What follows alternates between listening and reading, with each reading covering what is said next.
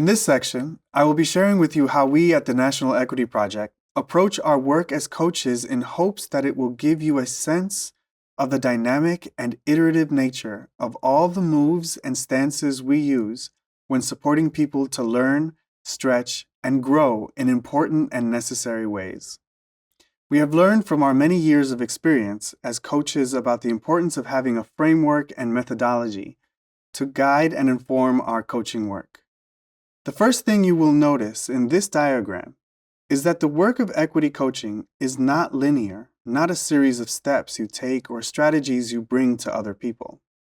Because we understand that equity coaching is both a technical exercise and also very relational work, the coaching cycle reminds us of some important considerations as we work to support others.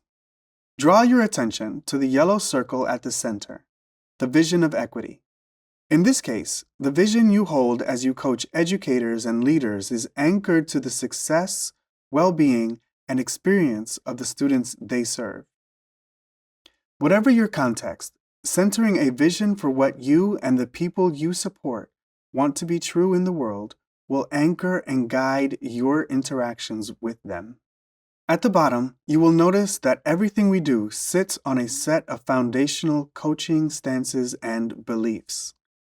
These are at the foundation of your coaching practice because they guide your decisions and actions whether you are conscious of that or not.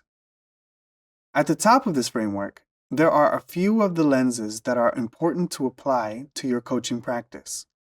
These include a complexity lens as you seek to understand the dynamic situation and context you are working in, a lens of systemic oppression that will help you understand the historic and current inequities in our systems, and also a lens of adult learning to remind you that those you coach and support must choose into learning with and from us. Now let's take a look at the circles around the vision of equity. These are all the different parts of a coaching cycle that require our attention, care, and preparation. Observe and assess. You will need to have some level of knowledge about the history and context where those you support are working. Develop a theory of action. Developing a theory of action for what you intend to do and what you hope to influence and support is necessary. Establish relationships. Taking the time to build a coaching relationship is critical. Enroll the client.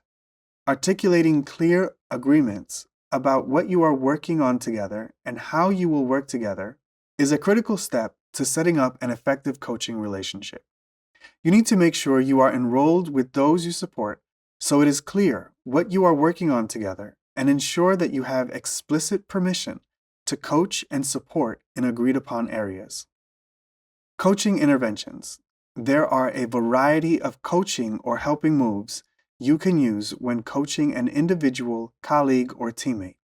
In conclusion, we share our coaching cycle to give you a high-level view of the many important considerations and actions that we believe are essential to a successful coaching engagement. In this module, we will revisit each dimension of the cycle and go a bit deeper into the description of each one.